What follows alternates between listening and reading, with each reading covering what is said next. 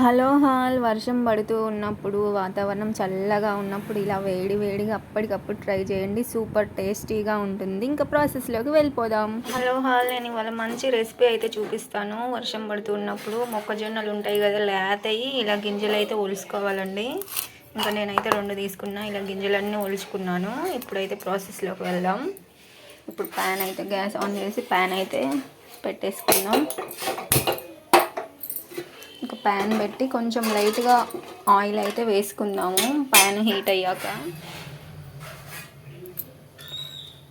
చూసారు కదండి, లైట్గా ఆయిల్ అయితే వేసుకున్నా. ఆయిల్ హీట్ అయ్యాక అవి అయితే వేసుకుందాం.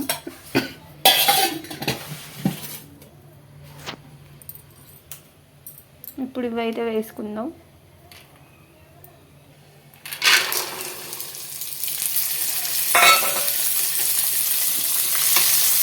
వేసుకున్నాం కదా, ఇప్పుడైతే ఇవి బాగా వేపుకోవాలి.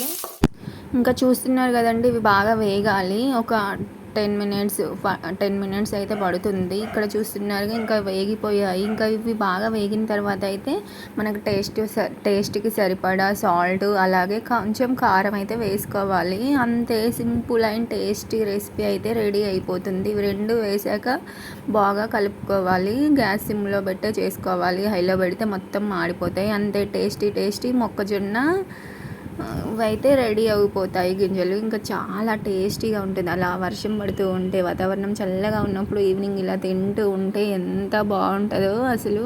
చాలా అంటే చాలా బాగుంటుంది. మీరు తప్పకుండా ఒకసారి ట్రై చేయండి. అసలు ఈ టేస్ట్ అయితే అస్సలు మర్చిపోరు. ఇంకా ఎప్పుడు మొక్కజొన్నలు తెచ్చుకున్నా ఇలాగే చేసుకొని అయితే తింటారు. ఇంకా అలా వెదర్ చల్లగా ఉండి వాతావరణం అని నేనైతే ఇలా ట్రై చేశాను. ఇంకా దేవుడి దగ్గరికి అని తీసుకొచ్చాను కదా మొక్కజొన్నలు ఉంటే, ఇంకా ఇలా అయితే చేసి పెట్టాను. పిల్లలు ఇష్టంగా తిన్నారు. మీరు తప్పకుండా ట్రై చేయండి, మీకు 100% నచ్చుతుంది. చాలా ఈజీగా కూడా అయిపోతుంది. Thank you for watching. Bye. Thank you.